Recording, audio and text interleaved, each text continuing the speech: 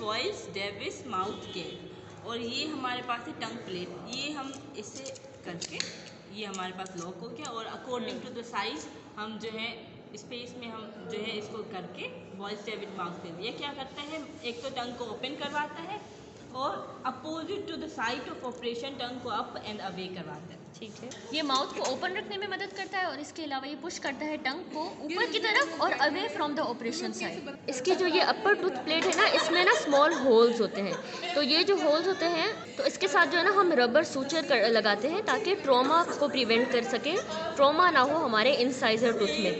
अच्छा, mouth gag जो है ना, फिर हम उसको इंट्रोड्यूस करते हैं क्लोज पोजीशन में, यानी इसको सारे बंद करके फिर हम इंट्रोड्यूस करेंगे क्लोज पोजीशन में after opening the mouth, patient का माउथ खोल के, और उस पेशेंट का जो हेड है उसको एक्सटेंड करेंगे।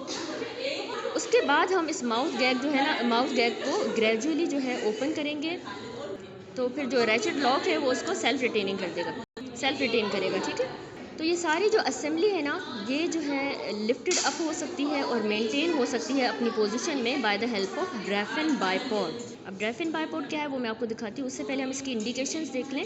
तो ये बॉयल्स डेविस माउथ गैग जो है विथ टंग ब्लेड, ये हम कहाँ कहाँ यूज़ करते हैं। एक तो हमारे पास टॉन्सिलेक्टोमी में, इसके अलावा एडिनोइडेक्टोमी में, नंबर 3 सर्जरीज जैसे पैलेट की और नेजोफेरिंग्स की सर्जरीज में, and excision of the Cornell polyp में। ठीक हो गया, इसकी इंडिकेशन हो गई। ये हमारे पास है मेगोरन प्लेट, जो हम जो है नेक के नीचे रखते हैं, नेक को, ठीक है, नेक को स्टेबलाइज करते हैं। इसके डॉफिन मेटालिक रोड है। ठीक है, अब with help of these two and this two, ये पहले नेक के नीचे, फॉर एग्जांपल समझो ये नेक है, नेक के नीचे रखी और 1 and 1 ये हम क्रॉस करेंगे इन दोनों को, और एक स्टैंड बनाते हैं इन दोनों की मदद से। ठीक है, एक स्टैंड बन जाएगा। ये एक करके फिर ये हम जो है ना टंग डिप्रेसर को ऐसे होल्ड करते हैं। ठीक ये है, हो गया।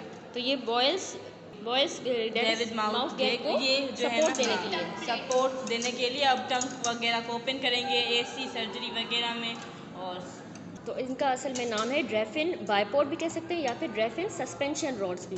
इसमें ये 2 रॉड्स होती हैं और इनमें ये मल्टीपल रिंग्स होती हैं रो में।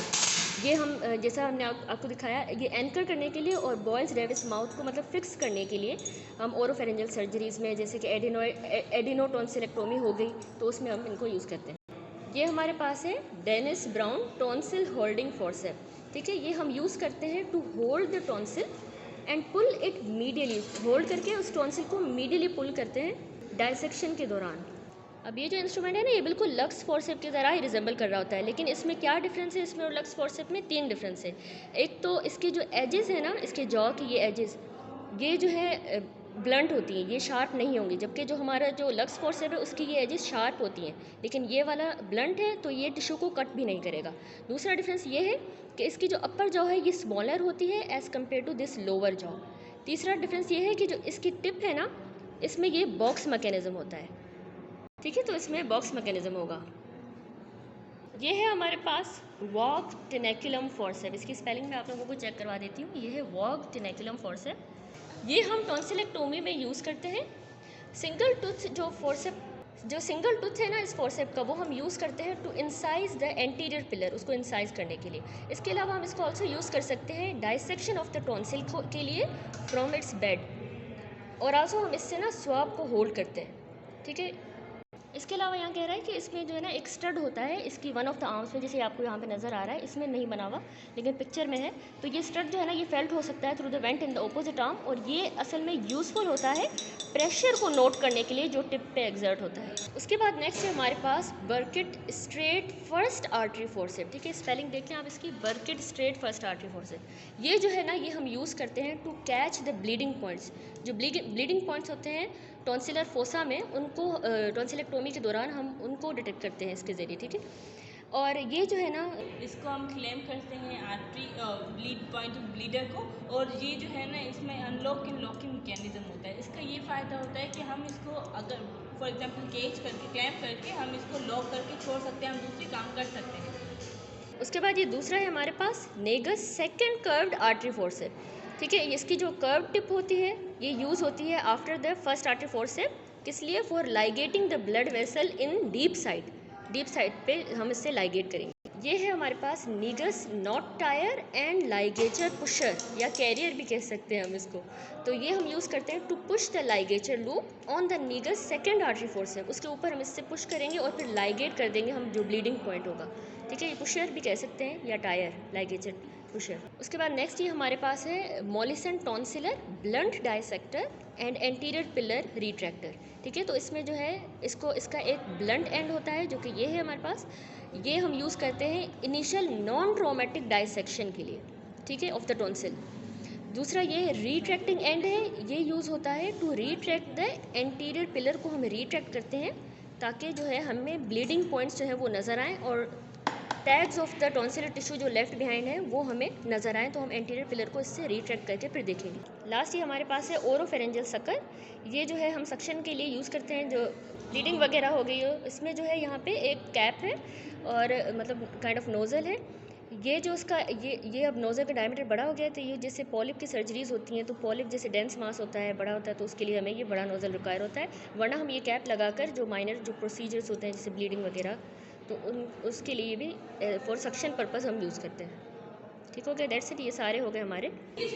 ये हमारे पास है टॉन्सिल स्नेयर।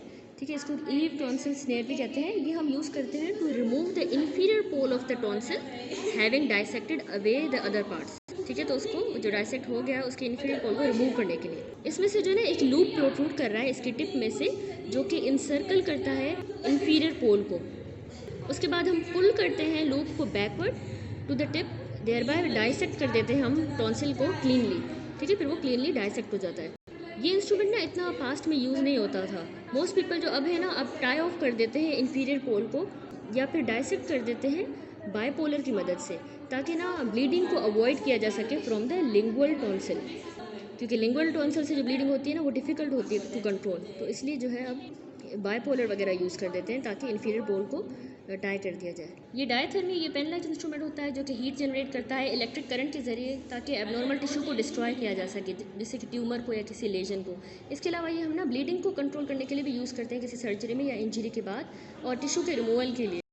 ये वॉन इवांस टॉन्सिल डाइसेक्टर है। ये ना हम टॉन्सिल को ना डाइसेक्ट करने के लिए फ्रॉम द फोसा ये यूज़ करते हैं। ठीक है, वॉन्स इवन टॉन्सिल डाइसेक्टर। और लास्टली ये हमारे पास इक्विपमेंट में हेडलाइट होती है जो कि इल्यूमिनेट करने के लिए different parts of the ENT patient में, ताकि हम डायग्नोज करें उनको और उनको ट्रीट करें कन्वीनियंटली। ठीक है, तो ये सारे इंस्ट्रूमेंट्स हो गए टॉन्सिलेक्टोमी के, ये आपको अच्छी तरह से याद हो। दैट्स इट, अल्लाह हाफिज़।